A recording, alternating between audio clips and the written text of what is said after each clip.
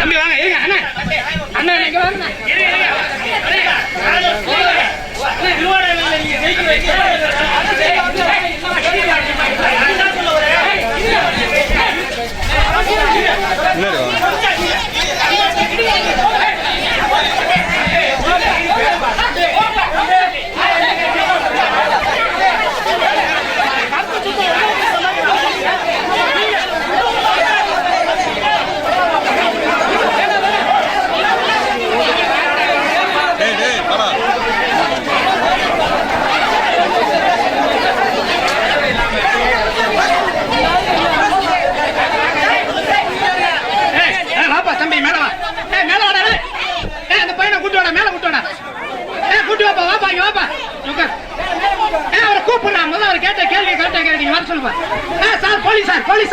ஒன்னும் பிரச்சனை இல்லை சார் வாங்க தம்பி வாங்க தம்பி வாங்க தம்பி வாங்க தம்பி வாங்க அம்மா அம்மா அம்மா விடுங்கம்மா கொடநாட்டுல 5-6 கொலை நடந்துச்சா இல்லையா அது யாரோட இடம் அம்மாவோட இடம் தானே அவங்க முதலமைச்சராக இருந்த காலங்கள் அவரோட இடம் தானே அந்த இடத்துல சின்னம்மாவுக்கும் வந்திருக்கா இல்லையா அந்த இடத்துல தனி லைன் எது மின்சாரம் தனி 365 நாள் வேலை செய்யும் ஒரு நிமிடம் கூட இங்க ஆஃப் ஆகாது இதை நீங்க வேணா அதிகாரிகிட்ட கேட்டுக்கங்க ஆனா அந்த இடத்துல அந்த கொலை நடந்த அன்னைக்கு மட்டும் 1 மணி நேரம் எப்படி மின்சாரம் தடை செய்யப்பட்டுச்சு எப்படி ஒரே நேரத்தில் 5 பேர் செத்தாங்க அன்னைக்கு யாரு முதலமைச்சர் எடப்பாடி தானே முதலமைச்சர் அவர்கிட்ட அதிகாரம் எல்லாமே இருந்துச்சு இல்ல உடனே விசாரிச்சு உடனே அதுக்கு நடவடிக்கை எடுத்து யாரு தப்பு செஞ்சாங்களோ அவங்களை கைது பண்ணி இருக்கணுமா இல்லையா அடுத்தது யாராவட்டோட கொடநாடு இல்ல புரட்சி தலைவி அம்மாவருடைய கொடநாடு உங்க கட்சியினுடைய தலைவி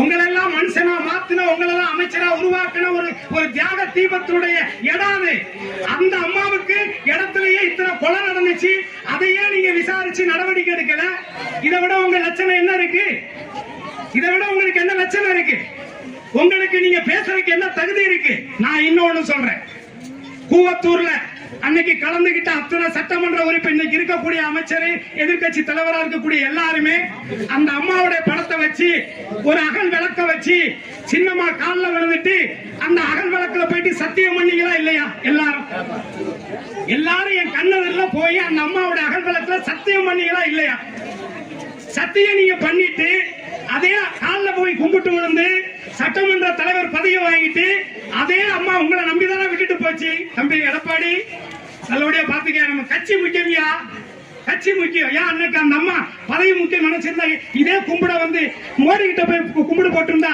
அந்த அம்மா முதலமைச்சர் ஆக்கியிருப்பாங்களா இல்லையா ஆக்கியிருப்பாங்களா இல்லையா ஆனா செய்யலையே மோடியா லேடியான்னு கேட்ட ஒரு அம்மாவுடைய கட்சி நம்ம கட்சி அப்படித்தான் இருக்கணும் என்ன மிஞ்சு மிஞ்சு போனா எங்க ஜெயில தானே வைப்பாங்க நான் போயிட்டு வரேன் வர்ற வரைக்கும் நீ அம்மாவோட ஆட்சியை தக்க வச்சுக்கிட்டு தானே போனாங்க அந்த வார்த்தைக்கு நீங்க ஏதாவது யாரு நீங்களா இருக்கட்டும் தினகரனா இருக்கட்டும் பதில் சொல்லுங்க இப்ப நாங்க எல்லாம் முட்டாளா முக்குளத்தோர் புலிப்படை மட்டும்தான் கடைசியா விடுதலாகி வரும்பொழுது கூட எடப்பாடி பழனிசாமி வீட்டு வாசல்ல போய் தியாக தலைவிய வருக வருக போஸ்டர் அடிச்சு வச்சவன் நான் தான் ஏன் அன்னைக்கு இதே போஸ்டர் எடப்பாடிக்கு நான் ஒட்டியிருந்தா இதே போஸ்டர் நான் ஒட்டியிருந்தா எனக்கு வேற ஒண்ணு கிடைச்சிருக்கு என்ன அதிகபட்சம் காசு எவ்வளவு காசு என்ன அவ்வளவு காசை வாங்கி என்ன பண்றது யார் என்ன பண்ண முடியும் நாம் பணம் ஜனநாயகம் இன்றைக்கு ஒரு கேள்விக்குறியாக இருக்கிறது நாம் எந்த தேசத்திலே வாழ்ந்து கொண்டிருக்கிறோம் அடிப்படையாக சொல்லுகிறேன்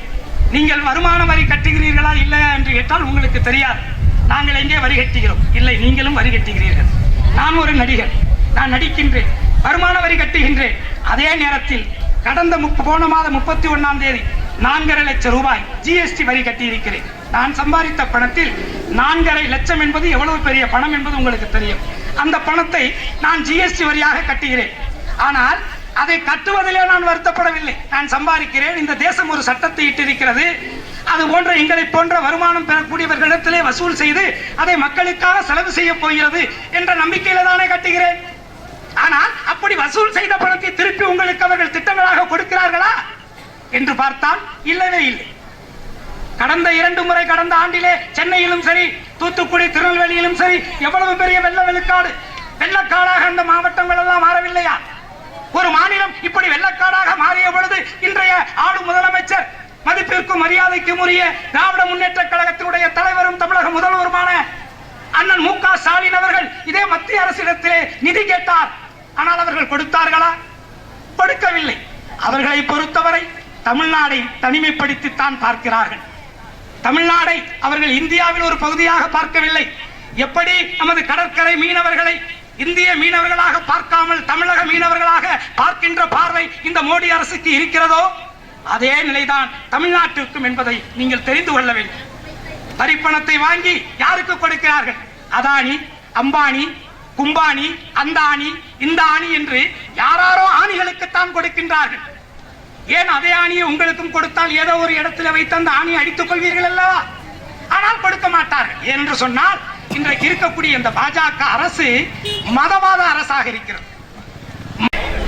எடப்பாடி நிக்கிறார்ல, நிப்பாட்டி இருக்காருல்ல, யாரு அவங்க பிரதமர்? யாரு அவங்களுக்கு? யாரு பிரதமர்?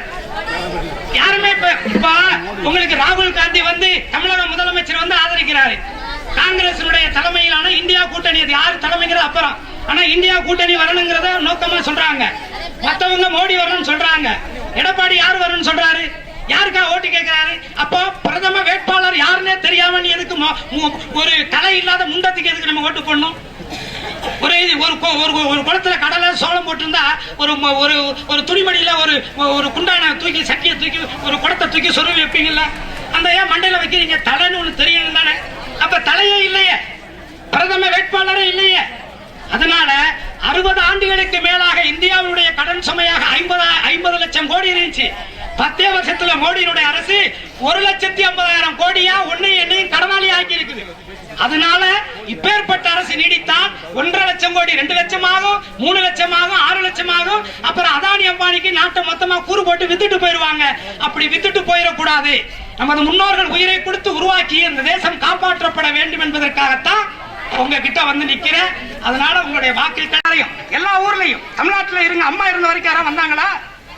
அம்மா எப்படி மோடியா லேடியான்னு கேட்டாங்களா இல்லையா? ஒரு பொம்பளை ஆளு, அதுக்கு இருந்த அந்த தைரியம், அந்த ஆளுமை, அதற்கு பின்னாடி வந்த எடப்பாடி யாருக்காவது இருக்கா? எடப்பாடி ஒரு தலைவர். அவரு நான் ஓட்டு போட்டு தானே உன்னை ஆக்கின முதலமைச்சர் ஆக்கினேன். அப்படித்தானே வந்தீங்க. நீங்க என்னென்ன சொன்னீங்க, என்ன செஞ்சீங்க? 10.5% வெத்தவர்களுக்கு கேட்கக்கூடிய உரிமை எல்லா மக்களுக்கு இருக்கு. ஆனா இடஒதுக்கீடு வேண்டும் சட்டமன்றத்தில் பலமுறை குரல் கொடுத்தவன் நான். உச்ச நீதிமன்றத்தில் என் சொந்த காசை வச்சு கேஸ் நடத்தினவனா. அது மத்தவங்களுக்கு கொடுக்க கூடாதுன்னு இல்ல, எல்லாரும் நல்லா இருக்கணும், நாங்களும் நல்லா இருக்கணும் நினைச்சேன். அவ்வளவுதான். இது தப்பா? அப்ப இந்த எடப்பாடி அன்னைக்கு ஏன் அதை செய்யல? சரி, அன்னைக்கு இதே 8 அமைச்சர்கள் இருந்தாங்கல்ல, ஏன் இன்னைக்கு இருக்கக்கூடிய துணை முதலமைச்சர் அன்னைக்கு இருந்தாருல்ல? என்னையா ஆனா பாக்குறேன் கருணாசத்துக்கு உள்ள வைக்கிறேன், மணிகண்டன் பதவியிலிருந்து தூக்குற, என்ன உனக்கு முக்கியத்துவம் இலக்காரமா இருக்கான்னு கேட்கணுமா இல்லையா? ஒரே ஒரு அமைச்சரா இருக்காரு சி.வி. சண்முகம், இதே இரட்டை இலை கட்சியில. அவர் வந்து இதே ராமசாமி படையாட்சியுடைய படத்தை சட்டமன்றத்தில் திறக்கிறாரு. இதே 10.5 ஒரே நாள்ல கடைசி நேரத்தில் அறிவிக்கிறாங்க. அவருக்கு இருக்கக்கூடிய அந்த சமுதாய பற்றியா உங்களுக்கு இல்ல? இதை நானும் கேட்காம வேற யார் தான் கேட்கறது? நான் உங்களுக்காக ஜெயிலுக்கு போவேன், எல்லாம் நான் பண்ணுவேன், அசிங்கப்படுவேன், அவமானப்படுவேன், எல்லாம் பண்ணுவேன். ஆனா சத்தியமா நான் உங்க மேல வருத்தப்பட மாட்டேன். ஏன்னா நான் உங்களை நம்பி வரல, நான் தேவரை நம்பி வந்தேன். அவர் எனக்கு என்ன கொடுத்தாலும் ஏத்துக்க தயாரா இருக்கேன்.